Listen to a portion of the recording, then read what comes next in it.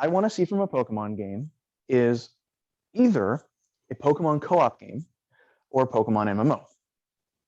Now, assuming the MMO is too much to ask, let's go to the Pokemon co-op game here. It's co-op, your friends can join, you can meet people randomly online, let's say if you want, but mainly your friends can join. You can go on adventures together in the areas. Maybe it's open world, maybe it's not. I don't really care about that. What I care about is the combat system. That's your defining differentiating factor. You have your turn-based system over here. Over here, you have a real-time battle system. You have Pokken Tournament. Here's a perfect blueprint for how the combat should be working. Maybe you make these games darker. Maybe they're for adults who've been with the series for a very long time. You know, maybe they're a little bit more mature in tone. They don't have to be rated M for mature, but they, you know, they're a little bit more serious in a sense. And you can have an awesome template of real-time combat. You walk up, you're walking up to the Pokemon like you are in Arceus. You throw a Pokeball out, but when you throw the Pokeball out, the camera can transition from behind the character to behind the Pokeball to you controlling the Pokemon. And then as you're playing with your friends, you're all Pokemon are out. Combat system, how would I want it? I'm a big fan of Neo and the Dark Souls games.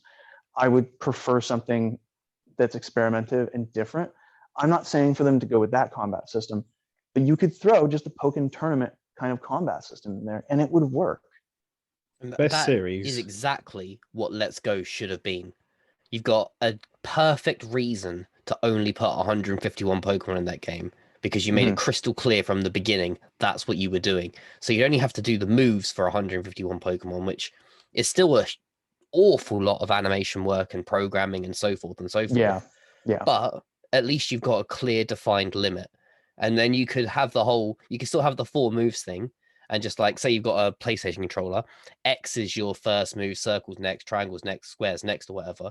And then it is more of that action combat sort of stuff. Or maybe even that like would be perfect. There's the game series that already does all of what you just said, and it's the Tales of series. Yes. Oh, you go into a random you're not allowed account. to talk about Tales of in every video. Now, I have a caveat.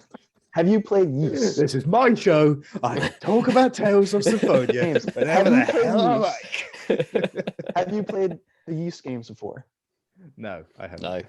But okay, they're similar, yes. I'm a fan of a longtime channel, fellow Canadian who's on YouTube here, Happy Console Gamer, who is a huge fan of those games. He also loves the Tales series. My buddy Jace loves the Tales series just like you do. And I told him about the Yeast series because I wanted to pick it up. It was on sale. I picked it up on my PlayStation. It's the 8th one, I believe. Yeah, the 8th one. They're each kind of individual. He now loves it more than he loves the Tales games, and he platinumed 3 of those games in 1 month. Just an FYI. Back to Pokemon, though. But like, I mean, like there is that combat. There is the whole, you can go into I think something like that would be perfect. Yeah, like an arena-based, bit like what you say with Tekken. You can do jump, like ever so slightly jumps. It doesn't have to do combos. It doesn't have to be that advanced. No. But, you know, there's slight movement. You can have multiple characters or Pokemon or whatever it is in a certain time. And yeah, it will work so well for that, definitely. And the MMO concept isn't, you know, out of reach either, if you want to look at that. You could have it as like an MMO where you pick your Pokemon as your character and you play as a character, like Mystery Dungeon. But also there's a game called Temtem on Steam, which is Pokemon if it was multiplayer. Yeah. It's still turn-based battling and all that sort of stuff. And don't get me wrong, the game's far from perfect, but I do love it, but it's far from perfect. But it clearly demonstrates you can run Pokemon with multiple players in it. Oh, yeah, definitely. True. So here's the other catch. This goes straight to Game Freak and Nintendo. I know they're not going to steal it, but they're more than happy to. Here's a brilliant business idea. You start it all over again. You start out with Pokemon Red. Capture people like me, like you did with Let's Go. Oh, I haven't played Pokemon properly in years. I'm going to really invest in this game because I'm familiar with every single Pokemon in it. Okay, call it Pokemon World or something to that effect. Here is the game. It has the real-time combat. You have a limited roster of Pokemon. Every Pokemon is innately playable like that. Here's a great concept. You can sell an expansion pack, say $40 Canadian or $40 American dollars, I guess, whatever you want to charge. It could be even every year or every 2 years, add a new region. You add all of the new Pokemon for that region into the game at that point. And that's And your you build maps up this done. massive base. Yeah. You build up this massive, here's a new region, here's new quests, here you go, here's new Pokemon to go get. But it's integrated into that base original game, and people can buy one or all of them if they want. And let's be honest, everyone's going to buy them all because everyone wants to catch them all. It's a very basic system that already exists. It's been done in Destiny.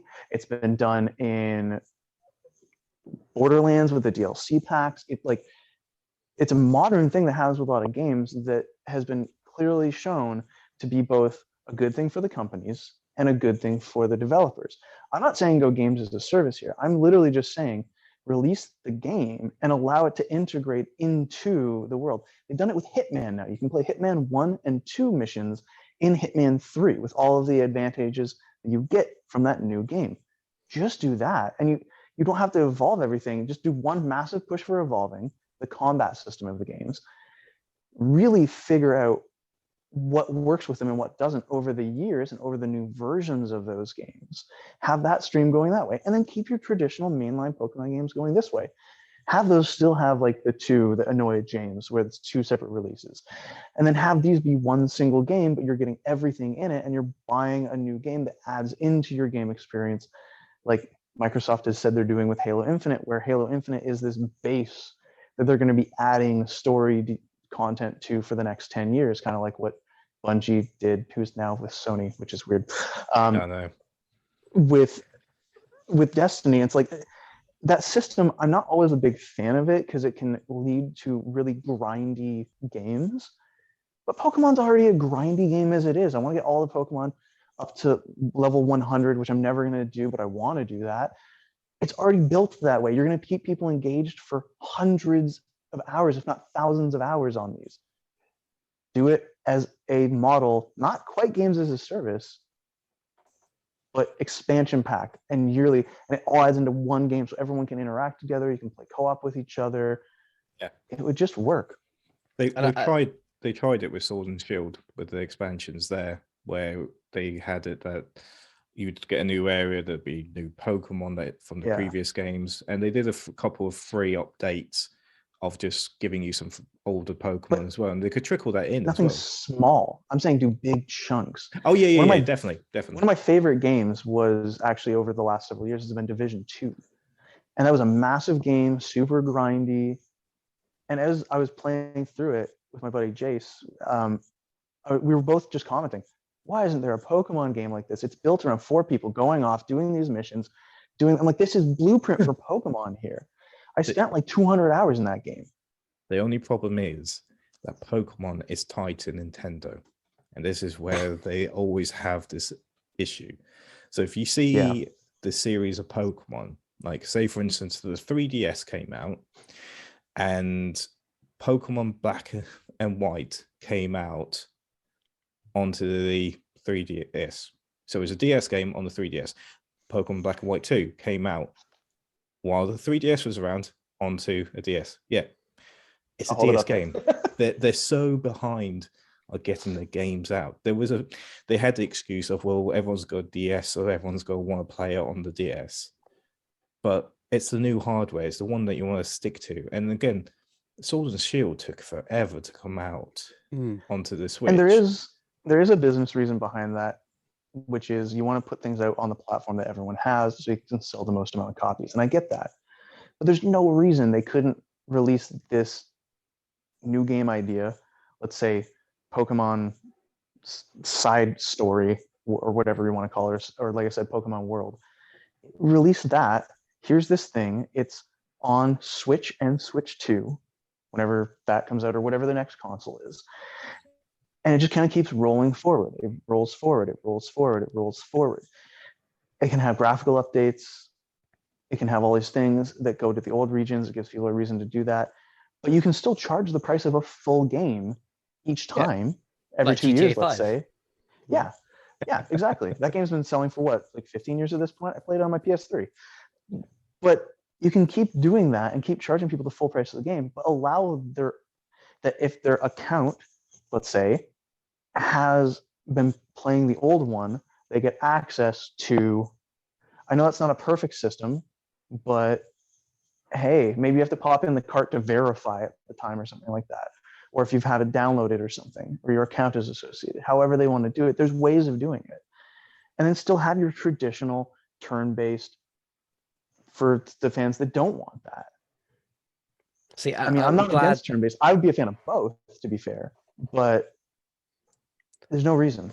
I'm glad that you've come back to that point, because it's something that you raised earlier that I was going to jump in on, because that's a really important thing. Is that, you know, with Breath of the Wild and Zelda, a lot of people that joined that series around Twilight Princess era are very turned away from Breath of the Wild because of its huge open world. It's very non-Zelda-y. I always And considered Zelda an open world game, but that's just my 2 cents.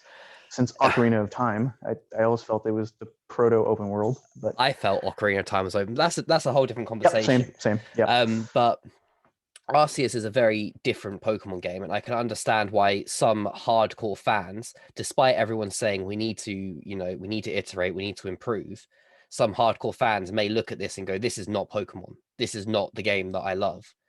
But what you've suggested there is, here's one game that may be game as a service, maybe not, however they want to market it. Yeah. But we're still going to do this other game. And then there's a choice and everyone's happy. And then because it's Pokemon, everyone's going to buy both angles of that choice anyway. Yeah. I Most think it's people a even fantastic make idea. Yeah, I think it's an absolutely fantastic idea.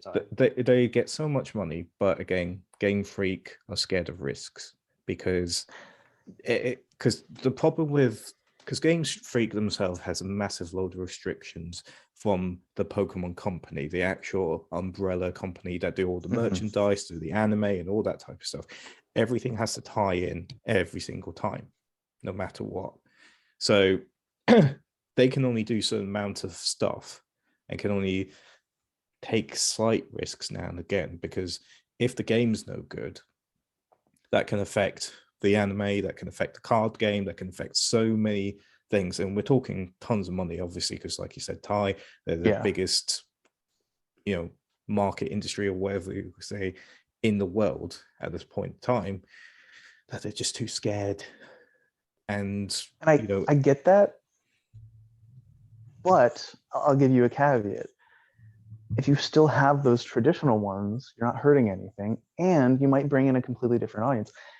The game I want to bring up as a kind of parallel to that is Stranger of Paradise, which got horribly mocked when it was first revealed, which is basically a retelling of Final Fantasy I from the villain's perspective, as the villain goes from being a hero to being a villain. And it's a much darker tone. It is developed by Team Ninja. Its gameplay is more akin to something like Neo 2 or Ninja Gaiden, even if someone's familiar with that. I'm not saying to go that nuts. I'm literally just saying have real-time combat. Don't worry about sprucing up your turn-based combat too much. Keep that over here. And so you create these two revenue streams. And a lot of people have a blueprint for Pokken. People enjoyed the combat in Pokken. Just rip that out. You don't have to go crazy. I wasn't a big fan of Pokken, personally. But are you a fighting game fan? I like Smash, but that's as far as I go. I'm not a Tekken fan because I'm no good at it, really. Yeah, I'm a big fan of Dead or Alive. I don't really fall into the Tekken camp, but the Dead or Alive games, they're pretty much the only 3D fighting games I super enjoy. I dabble in Soul Calibur and stuff like that, but there's blueprints out there. You can just copy what someone else has done. And it doesn't have to be crazy. Yeah. And so it's not a risk. So a lot of fans, going on your point, have said that they were expecting a Go series, like Go would be continuing on. So there'd be a Pokemon Gold and Silver Let's Go, basically, was what everyone was predicting. So yeah, I would as well. Because they thought that's a really good way of getting all the Pokemon Go fans on the phones to continue playing the mainline games and continue on with that, and then stick with your general normal one. So yeah, it definitely would work if they had multiple options, but they seem to really just don't want to do spin-off titles anymore, because we've only just got Pokemon. Have some other team do it. That's another thing. Honestly, at this point, have Retro do it. I know they're busy with whatever and Metroid Prime, but just Yeah. give them more money. They're like Nintendo's Insomniac. But Just they funnel them money. But the only thing is, like for Diamond Pearl, it's not Diamond, yeah, Brilliant Diamond Shining Pearl, that is another company. So they gave that entire Yes. project to another company, and it was crap. They did a pretty poor remake of a DS game.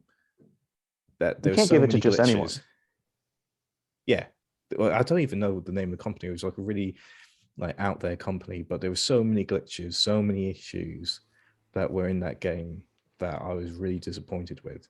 But then I swear the Colosseum game and Gale Darkness was another company. Yeah, I'm pretty damn sure it was. And they did a Yeah, fantastic I'm job. pretty sure it was. Yeah, they did a brilliant job of making a really new, unique, again, slightly darker game. So it can work, There's but like you say, two you have to studios choose. Mm. that Nintendo has had relationships with. Retro Studios, the one, and Level 5, which have, I think it's Level 5. I could be wrong. It's the ones that did Luigi's Mansion 3. Yeah, and I believe so, yeah. Yeah, they've shown really good, a really good ability to create something in a series, paying homage to what was, carrying it forward, and in the case of something like Retro, literally reimagining it. But the best Metroid. ones, the best company to use, and they're already working with them, is Monolith Soft.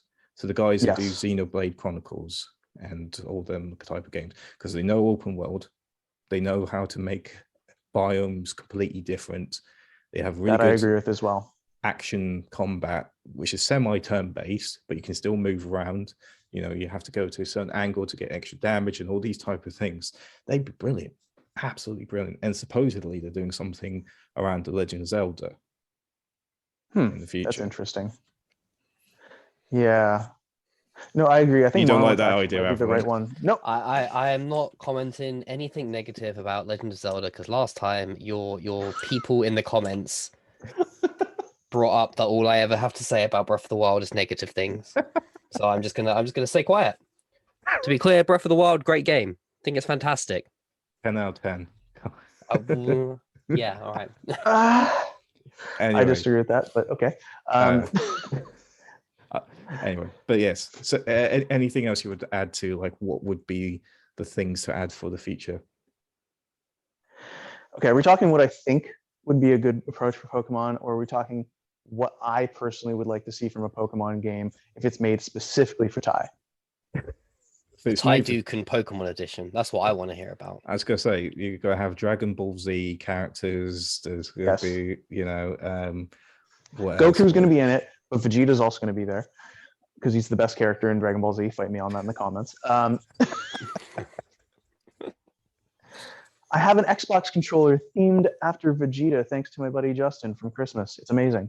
It literally says Saiyan Prince on it. But anyways, so yeah, I want to hear from you guys too, though. But yeah, what I would want from a Pokemon game, if you're making it specifically for me, is that real-time action, that real-time combat. I want it to be hard, unforgiving, like a Souls game. I want it to have permadeath to the Pokemon, possibly, where you have to be smart about pulling them out. And if you have them out and they actually faint, they would actually be, because you can catch another one. Someone's been playing Nuzlocke. I'm not usually a fan of permadeath in games, but I think if you're gonna put it into a game, Pokemon is a series where it could fit. Now, play Fire Emblem. Play Fire Emblem. Permadeath, I hate strategy games. Oh. No, sorry, hate's a strong word. I don't have the patience for them anymore. I liked them as a kid. Okay. I like the original Fallout games. I did not like Fallout 3 when I played it, but that's because it was too much of a difference. Anyways, for that's what I would like in a Pokemon game, I think. However, the idea of difficulties in a Pokemon game is interesting. Avalon brought that up before. I think difficulties in a Pokemon game would be a really interesting way to go. Generally, I'm not a fan of difficulties in a game, but hey, here's an opportunity for difficulty.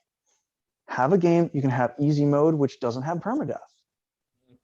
It's easier. You have the enemies hit less hard. You have medium, which maybe introduces more kind of difficulty of like a Souls game. And then you have the hard mode, which is the thing I love about Souls games is that there's that risk reward. As I'm going back to get my souls or blood echoes or whatever have you, or Amrita and Neo, you're at risk. You could lose it all. Where's that? I would love to see that risk in Pokemon. And also, I would love to see it go a darker route. It doesn't have to be something crazy dark like a fear game or something like that. But, maybe as dark as something like Breath of the Wild or Luigi's Mansion. Those games have a darker atmosphere in them. They don't have to be for adults only, but have something that maybe has the tone of even the Detective Pikachu movie. That had a pretty dark tone, especially that Charizard fight. Yeah. So, I mean, you could inject those things into a game and you would create Ty's Pokemon game. It would be co-op. It would have a lot of interesting difficulty to it. It would not necessarily be accessible. And there would be very little grinding. I think you're going to enjoy Arceus because there's a bit of what you've said already. Like people say it's the Souls version for Pokemon. It's not. I'm very excited, but I want to remove the turn-based combat from Pokemon because I think that would be an interesting way to go. See, I disagree on a couple of points there. Firstly, with difficulty, and I know that earlier I said this is a good game to implement difficulty with when we look at Arceus, just because of the way it's like set up. I don't think that a difficulty settings on a Pokemon game is a good idea.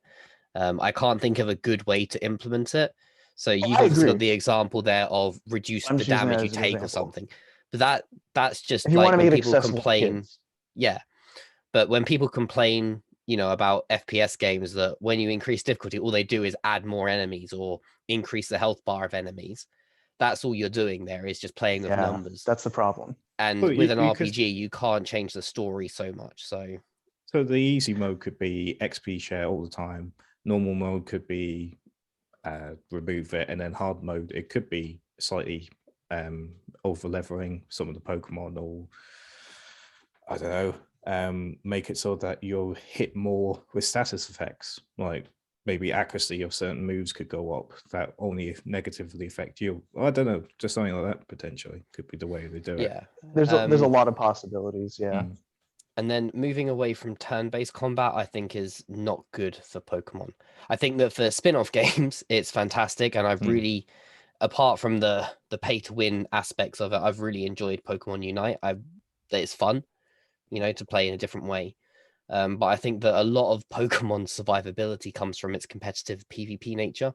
Yeah, definitely. And that is built on a system that focuses on prediction and good game knowledge, which if you take away turn-based combat, you take away that side. You still have to have the game knowledge, you still have to have that, but that is exactly what Souls games and the Neo series are all built on. Yeah. Knowing the enemy, knowing its move set, knowing what hurts it, what doesn't hurt it, but you just have to react to it in real time. That's why I'm suggesting that's an AI. The way. Absolutely. And that's fine, but it works against an AI. Have you played them against people with invading you? It's the exact same process. You need perfect netcode, which Nintendo does not have. So that's why I would suggest something like this would be co-op only. But which again, if you were going off the basis of there being two series, one is your traditional turn-based combat, the other one is real-time combat, and somehow make that multiplayer, then you have two competitive scenes as well, which would be really cool to see. Yeah, True. Definitely. Because you can see all these like main league Pokemon masters, we'll call them, attempt to do the other series, and there could be someone who could do both. That would be really cool to see. But yeah, okay. So Avalon, anything else for your dream game? Arceus did a lot of things. No, it's fine. Arceus did a lot of things that I wasn't ready for, and I'm one of those people that have always said Pokemon needs to evolve. It needs to do something different. Yes. But if I'm honest, I never really knew what that was. Like I could categorically say the gym puzzles in Sword and Shield weren't good. But I don't know a better thing to do apart from do better puzzles, which is not useful feedback or advice. So what Arceus did was bring in a lot of interesting mechanics. Like I said, you throw your Pokemon out, which is just such a small thing. And I want to see that game feel really developed on in the future. I want to see more of me actually interacting with the environment. I don't mind the whole keeping it turn-based. Like I threw my Pokeball out and then it cuts to scene where things are turn-based. That's totally fine. But keep it where I throw out my Pokemon. Keep it where I throw the Pokeballs, you know, make it more me. I'm having to dodge around the arena before my Pokemon are out, because if I don't get a Pikachu out to Thunderbolt this Scyther, it's going to cut my legs off. You know, that is exciting and interesting. And I just want to see them really focus on this sort of attitude they've taken, that is, what is it to be a trainer in this world? And I want to see them bring that into the modern times, because in the ancient times, it's easy to say everyone's scared of Pokemon. Pokemon are scared of us. It's not a good relationship. But how would that look in, for example, the current era? Look at And the that's what I anime. want to see. That's what I want to see them do more of. Yeah, and again, look at the anime, because again, Gyarados, wild Gyarados will just come at you. Even if you've caught it, it will come at you because it's supposedly one of the hardest Pokemon to train up. And again, that'd be such a cool aspect, that there's like a relationship bar or something like that, where some of the really stronger, harder Pokemon take longer to tame. Like that could be the thing. Taming. There is, that exists. It's Mm. only used for evolution and return and frustration as offensive moves. Yeah. But it exists. So why not utilize? That's a Yeah, fantastic idea. I love yeah. that. That's There we go. brilliant. That's way better than the levels by gym badge thing, because that makes no sense. Why does my Golem not listen to me? And then I Yeah, beat that's Lieutenant true. Surge. Like, oh, actually, we're best friends now. But that is He's a Yeah, afraid of brilliant me. idea. I That's love that. I think the whole idea. He respects you. You're the alpha. Yeah, But- exactly. It could be just that you win more battles still, and you've gained that trust. Or there could be events or quests or something that occur that make your Pokemon think, actually, yeah, no, he's a leader. I'm going to abide by him and all that type of stuff. What about familiarity, which is used in other games as well? Yeah. Where as you use that specific Pokemon, okay, maybe it always listens to you. Let's go with that base.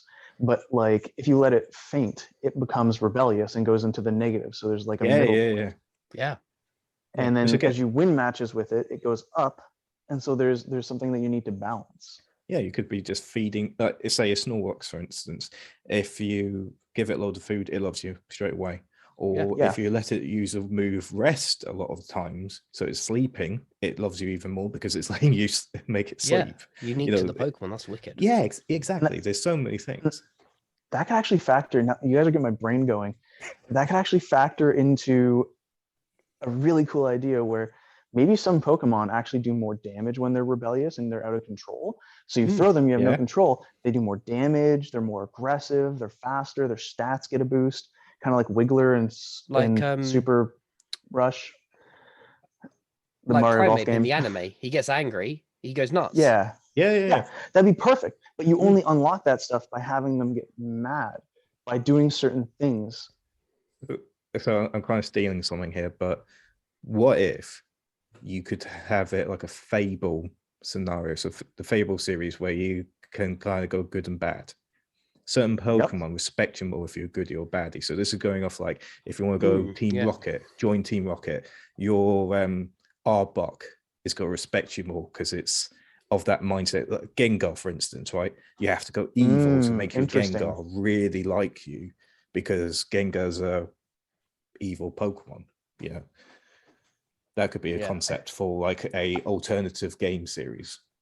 I think that's a limiting way of going about it, but it's a good way of starting. I think that like having it on the one spectrum. I mean, like I'm thinking what I was there's an additional. I think. Oh yeah.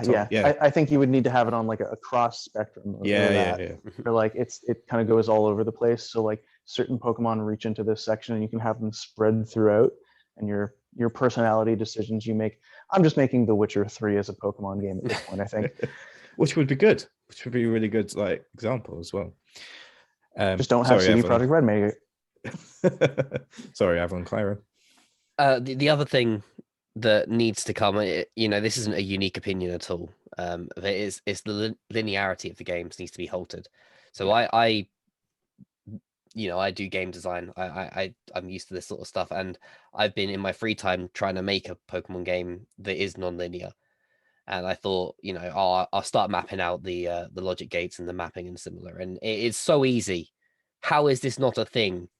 My demo is, if player has badge number 1, then everything increases to this level gap.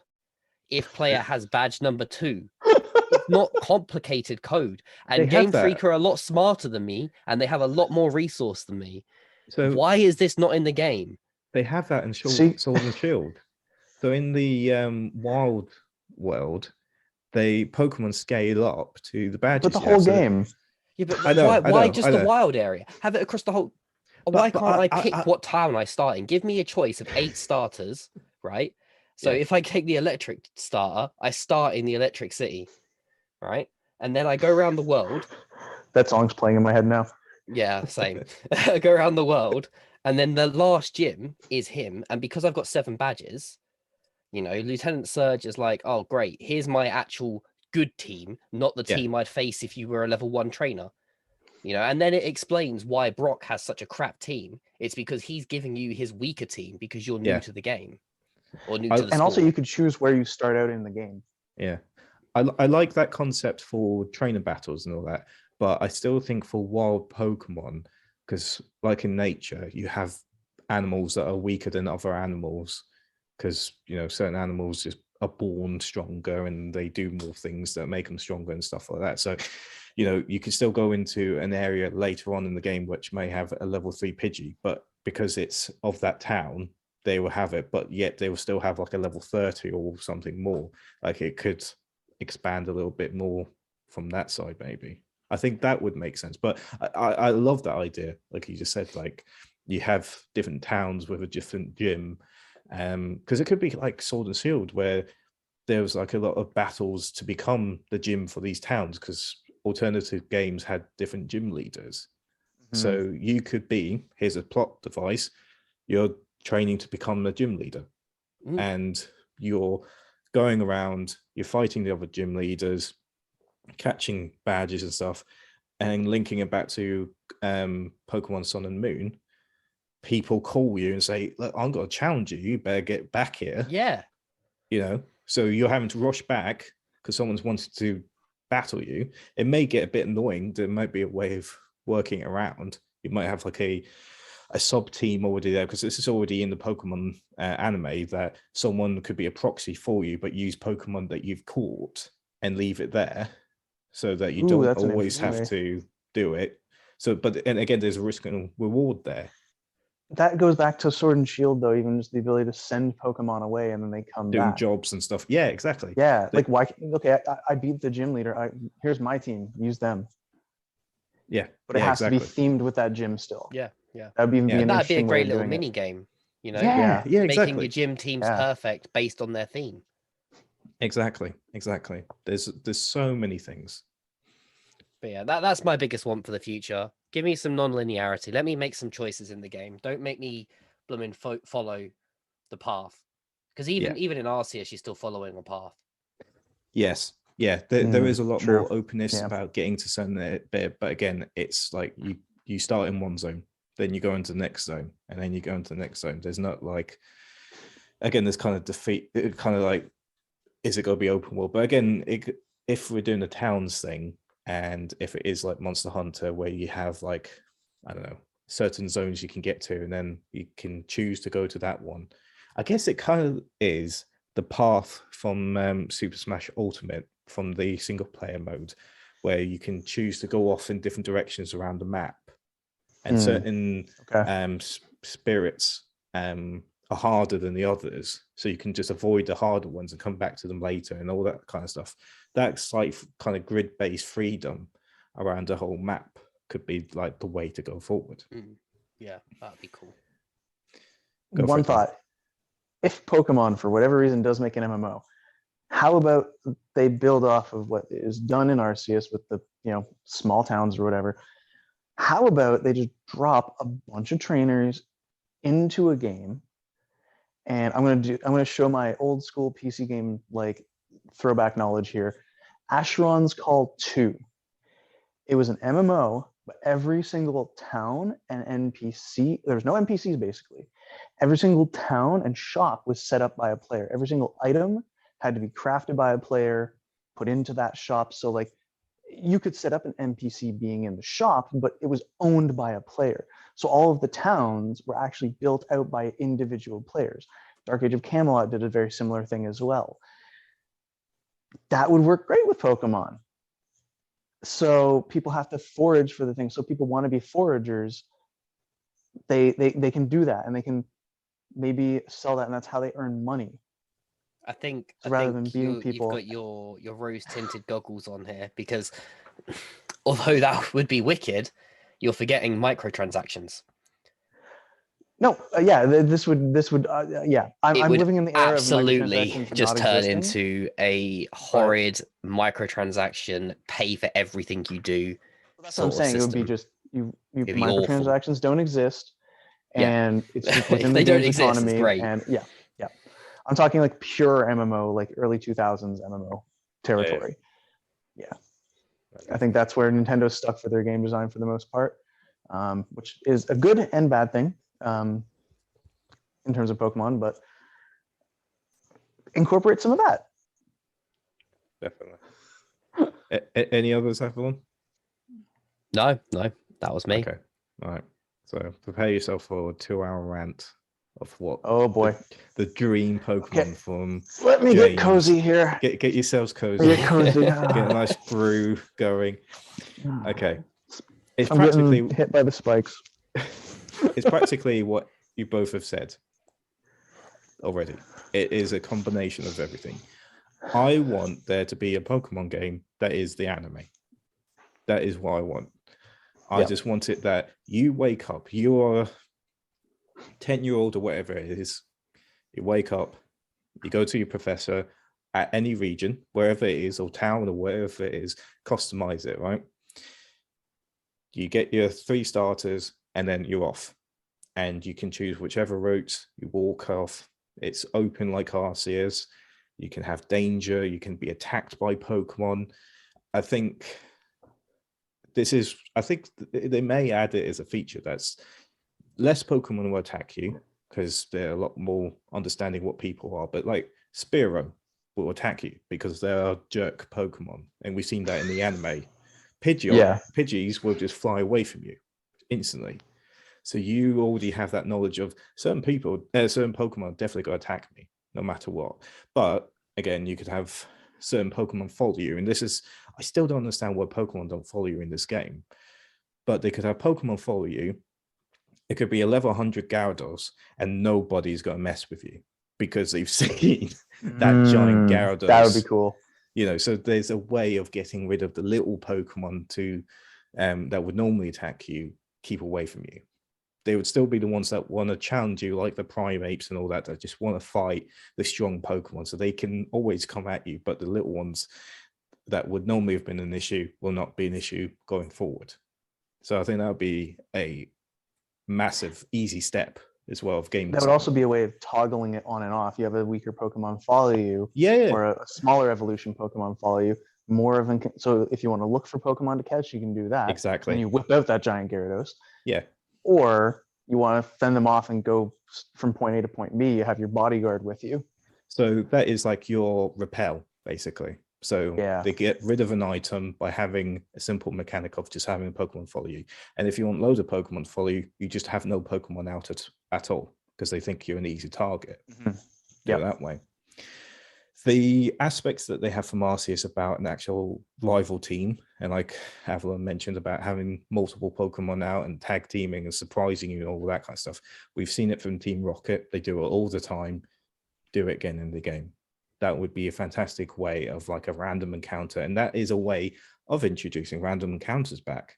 Still have Pokemon in the overworld, but random events happen. A bit like Breath of Wild with the can't remember the name of the clan that attacks all the time, but they just randomly pop up. They just randomly pop up, or they're in disguise. So you could be talking to a random NPC going around, and it's actually, haha, I'm Team Rocket, and I'm going to challenge you to a battle, kind of thing. Yeah.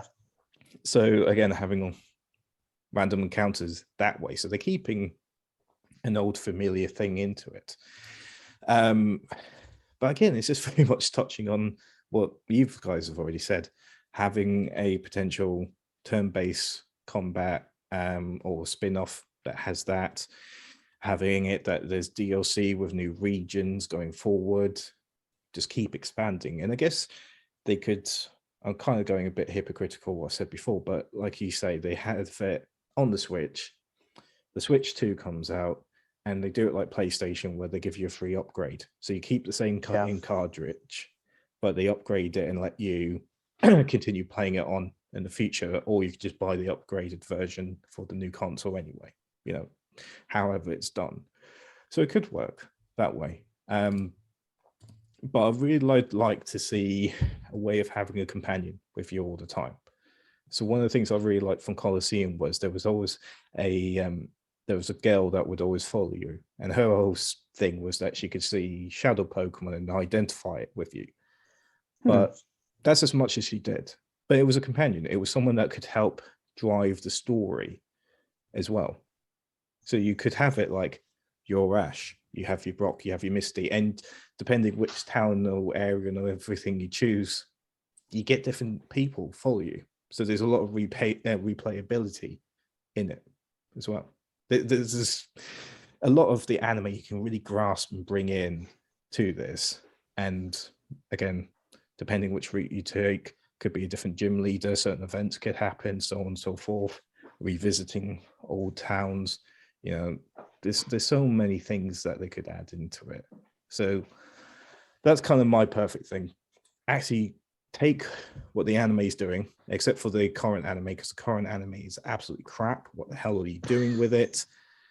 I can't even remember. I haven't watched the anime since like I was a kid. So again, X and Y, it was fantastic all the way up to there. That's what I heard. Yeah, everything after that has been pretty. The Sun and Moon has been okay, but the news one is just terrible, absolutely dreadful. But anyway, I did watch that Pokemon Origins one. That was really that's fantastic. Yeah, that is basically red and blue. Yeah, that's brilliant. All the online Pokemon series, I'm going completely different tangent. All the online Pokemon short series they've done have been brilliant, absolutely fantastic. Bidoo's Big Day was amazing. Yes, so many memes. So many memes came out of that. But yeah, all those type of things are fantastic. And again, if you get the kind of art directors and storytellers from that and bring them into the games, it's golden. That you've just really hit the nail on the head with that point, to be honest. Like we've said already in this very conversation, the Pokemon Company is massive. They have so many resources and so many great existing stories. And I don't understand why they haven't brought those stories into the games. You know, they've had good long-term high-level story writers who have planned arcing, you know, stories that go over a whole season, as well as sub stories that go on in each episode. Why are they not doing your game stories? I appreciate game stories don't work exactly the same, but there you've got the same structure. You've got the arcing story of what are you doing for the whole game, and then you've got episodic stories of what's happening in this city, what's happening with this NPC. Why are they not pooling these resources into Game Freak? And I know that there's the technicality between companies and that sort, but they're all the Pokemon Company, so who cares about the technicality? Why is someone at the top of that business not going, why am I paying for a new story when I've got like, what is it now, 40 seasons of Pokemon to pull from, plus like 20 movies? Like, I have a very simple writing answer to that. I have a very simple answer to that, because they don't have to, because Digimon's not a thing that's a real force to be reckoned with. I swear, if Digimon was up there in terms of popularity, or just anything that could even challenge Pokemon that's similar to it. Yes, that's true. They'd have to. They would absolutely have to. And they struggled for a while because Yokai Watch got really, really massive at one point. So that's almost it. but that was it. Yeah, but they need, failed massively at they, one they need point. a push from, and this goes back to kind of my point. I would love to see Pokemon thrown into the hands of maybe a Western developer. Throw it into someone who is like done RPGs before, has proven they can do RPGs, but see what they would come with it, and see how they would come away from reinterpreting what Pokemon kind of is while not completely changing it.